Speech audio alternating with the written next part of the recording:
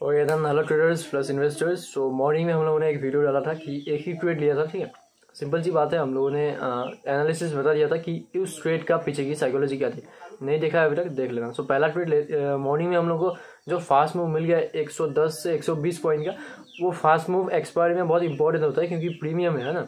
तो वहाँ में हम लोगों ने बढ़िया सा बुक कर लिया। बुक करने के बाद हम लोगों ने ट्रेड लिया ही नहीं, बैठे रहे। हम लोगों का जो फेवरेट सेटअप है, रेजिस्टेंस के आसपास जो रेड कैंडल बनता है, वो बहुत ही बढ़िया काम किया। नीचे अगर पुट साइड में किसी ने लिया था तो बहुत ही शानदार प्रीमियम कह सकते हो 100% का रिटर्न दे चुका था। मैं आज देखना चाहता था इस सेटअप को। एक्सपायरी में थोड़ा सा उतना ज़्यादा एसएल लेने का मेरा मूड नहीं था क्योंकि मार्केट का जो ट्रेंड है, ट्रेंड भी हाई था, पता नहीं कहाँ सपोर्ट ले ले। तो इस सेटअप को मैंने बस ऑब्जर्व किया, इस सेटअप में ट्रेड नहीं लिया। जो कहता आता हूँ मैं कि रेड कैंडल जो रेजिस्टेंस में बनता है, इसको एक्चुअली कुछ बियरिश इसका नाम है, मुझे नाम अच्छे से पता नहीं है, ठीक है। मैं बस इस सिचुएशन को देख के ट्रेड करता हूँ। तो रेजिस्टेंस के आसपास रेड कैंडल बना, थोड़ा सा नीचे आया, उसके बाद एसएल हिट नहीं हुआ। जो रेड कैंडल बना था उसके आसपास भी मार्केट गया नहीं। तो वहाँ से सिंपल सा आप लोगों को शूटिंग स्टार दिखा। शूटिंग स्टार के नीचे मैं एंट्री लेने के लिए जा रहा था बैंक निफ्टी में। यहाँ में क्या हुआ, हमको एंट्री मिला नहीं। शूटिंग स्टार जैसे क्लोजिंग दिया, उसके नीचे का जो कैंडल है वो धड़ाधड़ नीचे चला गया। तो ऐसे जगह में हम लोग ऑप्शन को बाई नहीं कर सकते क्योंकि यहाँ में अगर बाई करेंगे तो जो एसएल होगा वो बहुत ऊपर हो जाएगा, ठीक है। तो बिना एसएल का ट्रेड बहुत ही मतलब डेंजरस होता है, ठीक है।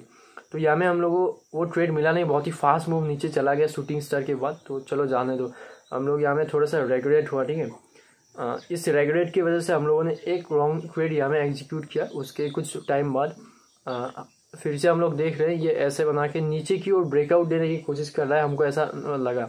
लेकिन हमें ऐसा नहीं था। मॉर्निंग में जिस सपोर्ट रेंज में हम लोगों ने बाइंग की थी 450 से 70 के आसपास, यहाँ में सपोर्ट था। ट्रेंड भी बढ़िया था, तो यहाँ में सपोर्ट लेके ऊपर चला गया। आपका जो पी था, पी ने काम कर दिया हम लोगों का, ठीक है।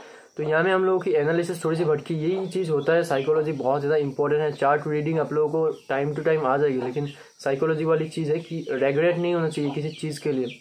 जब हमने वो बहुत ही फास्ट मूव मिस कर दिया, शूटिंग स्टार के नीचे मौका नहीं मिला, तो वहाँ में एक रेगरेट बचा रहा हम लोग के माइंड में। उस रेगरेट ने इस ट्रेड को एग्जीक्यूट किया। उसने उसको सपोर्ट नहीं दिखा, कुछ भी नहीं। आप लोग समझ गए होंगे, ठीक है। तो अभी पॉइंट में आते हैं। एक पी हम लोग का एसएल हो गया, गलत टाइमिंग में गलत जगह हम लोगों को, समझ गए ना। तो 2 ट्रेड हो गए अभी के लिए। उसके बाद तीसरा जो ट्रेड था 42,500 का सी था। तो ये सी की साइकोलॉजी आप लोग कह सकते हो कि वो जो रेंज था ना, मतलब ये 570 में सस्टेन कर रहा है, नीचे नहीं जा रहा है बैंक निफ्टी। तो वहाँ से हम लोगों को जब बहुत ज़्यादा टाइम बिताया, तो वहाँ से हम लोग को एक मूव अपसाइड का मिलना ही था, विच प्रॉपर एसएल आप लोग कह सकते हो, ठीक है।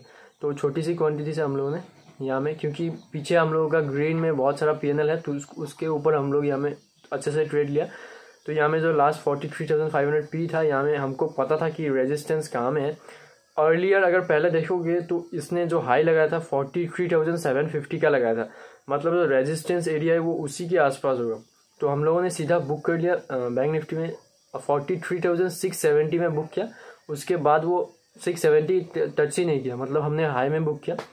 तो ये सारी चीज़ें आपको होल्ड करके नहीं बैठना है। जब भी मूवमेंट मिल गया, खास करके एक्सपायरी में, हमको रेजिस्टेंस का पता होना चाहिए। पहले अर्लियर जब हम लोग ट्रेड लेते थे, रेजिस्टेंस का पता नहीं होता था। हम लोगों को 100 पॉइंट तो मिल जाते थे, लेकिन क्या होता था, फिर से वो रेजिस्टेंस से नीचे आ जाता था, जैसे कि अभी आ चुका है।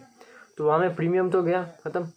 तो यहाँ में थोड़ी सी लर्निंग, मतलब धीरे धीरे इम्प्रूवमेंट आता है। ये सारी चीज़ें आप लोग भी ट्रेड लो डेली बेसिस पे और लर्निंग करो। तो 3 डेज हम लोग ने कंटिन्यूसली ग्रीन में क्लोज किया है, और अभी चैलेंज ये होगा कि ये जो ग्रीन में क्लोज किया है इसको हम लोग बचा के रखें, ठीक है। तो ये सारी ट्रेड डिटेल्स थी, मैंने आप लोगों को साइकोलॉजी पीछे की बता दी। रेजिस्टेंस वगैरह के बाद भी हम लोगों ने कर दिया। तो मिलते हैं किसी और वीडियो में, तब तक के लिए bye bye, keep learning, keep growing, okay.